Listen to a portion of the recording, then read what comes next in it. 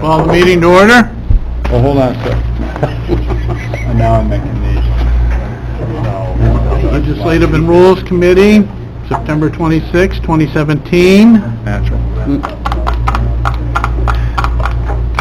Do I have a motion to approve the minutes of the prior meeting, August 31st, 2017? Motion made by Supervisor Montesi, seconded by Supervisor Sokol. All those in favor, any discussion of the minutes? All those in favor of accepting the minutes as proposed, say aye. Aye. It's unanimous. Passes. The next item is an action item, and we have before us Horicon Supervisor, County Supervisor, Matt Simpson. So Matt, would you explain what Proposition 3 is all about for us?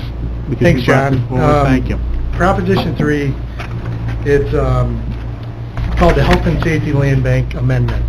We've passed resolutions in the past supporting the legislation that led up to this, and now that it's passed two consecutive legislatures, two consecutive years, it's now going to be on the ballot for the voters to decide. And what this land bank amendment is, what it represents, is there's a 250-acre land bank that will be set aside for the Adirondack and Catskill communities to be used for projects such as public infrastructure that require a small portion of that 250 acres of preserved land, forest preserved land, which is protected under Article 14 as forever wild. So it's been a huge obstacle, not all over the place, but in enough instances that we're unable to, for example, in Warren County, I'm sure you all are aware of the Middleton Bridge that crosses the Schroon River. That bridge has been out for approximately 7 years, been out of service due to its condition. Well, we had proposed moving it 2.5 miles or so up the river, which would alleviate the all the way around, out of the way, increased emergency response times, and also the school buses, and the public. They have to go south to exit 24, across the bridge there, and then come up an unimproved gravel road to get to this part of Horicon. That part of Horicon, there's probably an average of at least 45,000 visitors that are there during the year due to the resort that's there, and there's a small residential community that surrounds Sherman Lake that also is serviced by that road. That's the only way in there. The other way, during the summer, there's an unimproved one-lane, I want to call it a go path, but it's a one-lane, very ATV road, basically, that you could come in from another direction. Well, this proposed location will cut off approximately 7 to 10 minutes of travel time to get to these people. It's being prevented because of state forest preserve land, a 20-foot wide strip which was acquired by the state years and years ago for fishing access. And there's no mechanism to purchase that or to make a land swap or solve this issue. So it's been in limbo, and myself and a lot of other groups, the environmental groups, we've been working together the last few years trying to come up with a solution. This land bank amendment brought forth by Senator Little and Assemblyman Steck and others has gotten to this point. So it's going to be on the ballot, and it's really needed for both the Catskills and the Adirondack. So there's other instances where a town or a village or what have you would want to straighten out a dangerous curve in a road. They're prevented by Forest Preserve, by Article 14 of the state constitution. So this is a mechanism where the town or municipality could purchase that property, fair market value. The money goes to the state. There'll be no net loss to the Forest Preserve. The state will return. Could you take shot for you, but you want one. The state could in turn purchase other properties in its place. Okay, questions? Go ahead, Supervisor. Give it. It seems like, this is a general observation, it seems like a cumbersome process to solve a local kind of simple problem, you know, it just, it would seem as if the folks in the North Country could take a decision, could just kind of take care of it, you know, it just seems like a long wait period. Well, the process that is available to us now is to take each project to the legislature and ask for an amendment to the Constitution. And it's very difficult to get through that process. Cumbersome, lengthy. So it's a minimum of a 3-year project. Supervisor Bramer?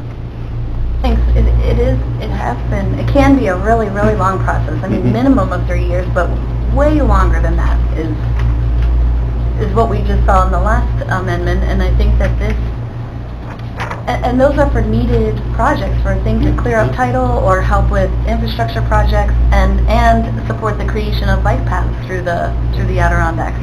So I definitely think that this is a needed amendment to the Constitution to provide flexibility for our Adirondack communities, while at the same time recognizing and acknowledging the importance of the constitutional protection afforded to the forest preserve land. So they're creating the land bank in order to allow people to have more flexibility, but they're not just pushing the constitutional protections aside. They're recognizing them and dealing with them in a pragmatic way.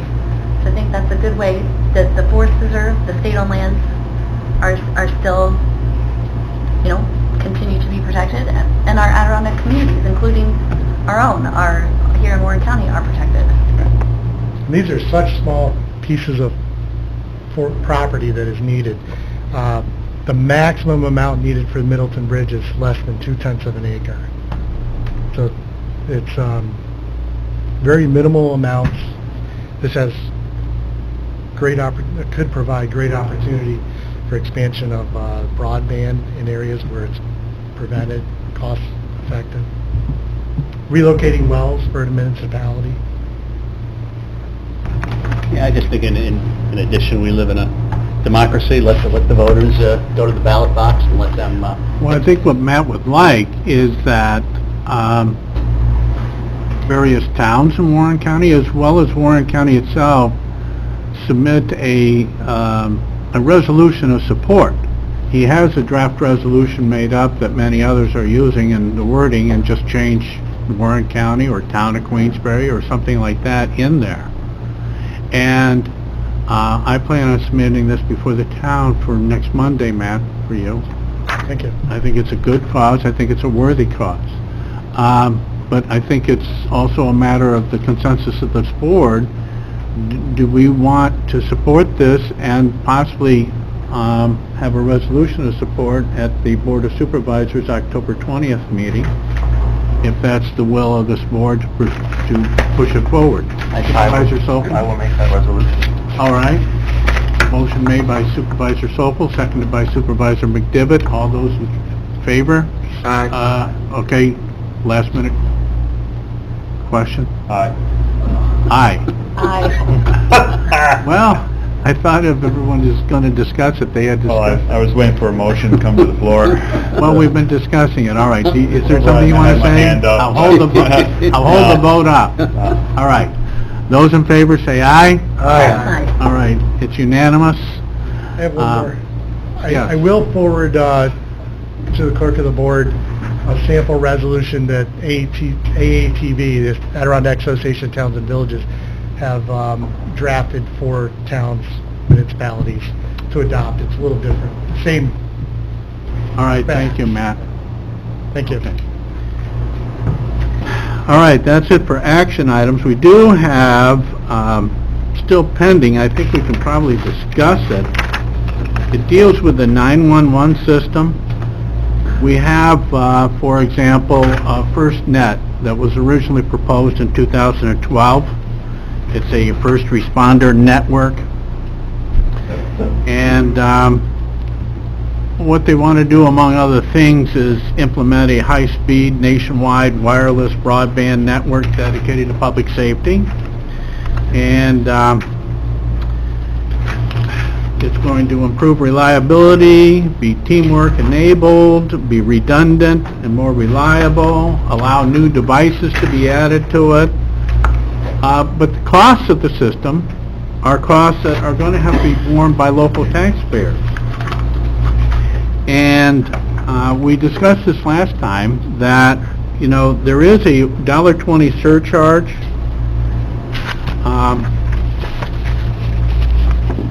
But 50 cents of that goes to the state's general fund, and the other 70 cents are a general fund and is not dedicated to public safety, and 70 cents of that $1.20 does go to a variety of public safety programs. That's the formula they're using, and from what I'm reading, it's contrary to the intent. The intent of the $1.20 per cell phone monthly charge is meant to go to 911 system. In 2015, for example, they made 185 million. All right, and what we're advocating, what I'm hearing, is a new formula where more of that would be dedicated to upgrading the 911 system, rather than be a burden on the local county taxpayers. Two things we could consider: taxing prepaid devices. We lost approximately $122 million in potential revenues because we weren't having the equivalent charge on prepaid devices. So you could also do a landline charge of 35 cents per access line per month, but that's a local option. Another local option is the counties can charge up to 30 cents on wireless in their county, and that's a local option, and I don't believe Warren County does either one of those local options. Other counties do. But the primary discussion before us was to ask the state to redo the formula. Nobody came up with, well, are we talking about a formula? What's the formula going to be? So I don't know. That was the discussion that we had last month, and Under Sheriff Lamore was here, and I thought he might be here today to give us more information on it. Again, it's a discussion item. I'll throw it out there if anybody wants to add to that. Didn't that come up at NISAC? Didn't they bring this up at NISAC? I thought they were going to talk about this at NISAC. I don't know. You don't know.